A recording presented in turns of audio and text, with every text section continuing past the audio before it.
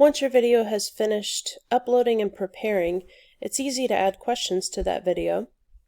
Here's a video I've uploaded, and I want to go to the Edit view to be able to add in questions. Now we have a few options here in this Edit view. One is to cut. This is especially useful if you have YouTube videos or other videos from a different source.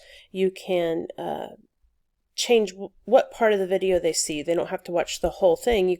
You can drag these boundaries to just the part of the video you want it to start, or change where you want the video to end, so you focus in on just the portion of the video that's relevant to your students. You can also add a voiceover where you put in your own audio over portions of the video in case you need to reword what the person has said.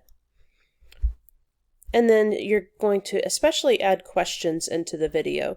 So you'll watch through the video, and at a point where you want the video to pause, you'll choose one of these question types to add in. So let me find a part of this video where I want a question. So here I want to add in I found a point in the video, I've paused it, and I'm going to click on multiple choice question, and you can fill in the question and then the different answer choices down here. Put a checkbox beside the one that's right.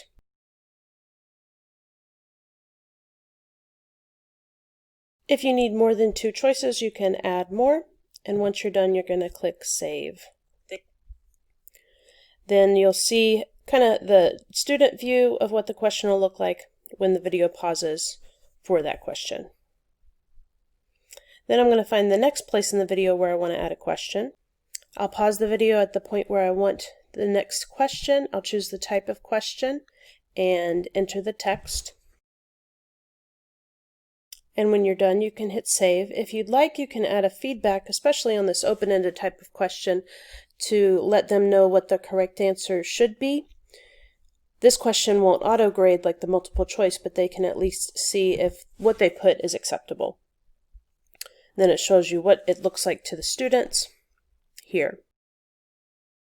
This is an example of the kind of note that you could add. You could be a picture or a link to a website. It's not a question that they have to respond to, but the video will pause.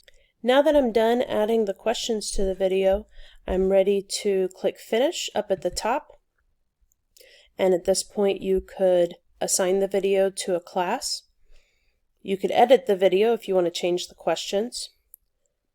You could delete it or change the visibility if you don't want everybody on Edpuzzle to be able to see it.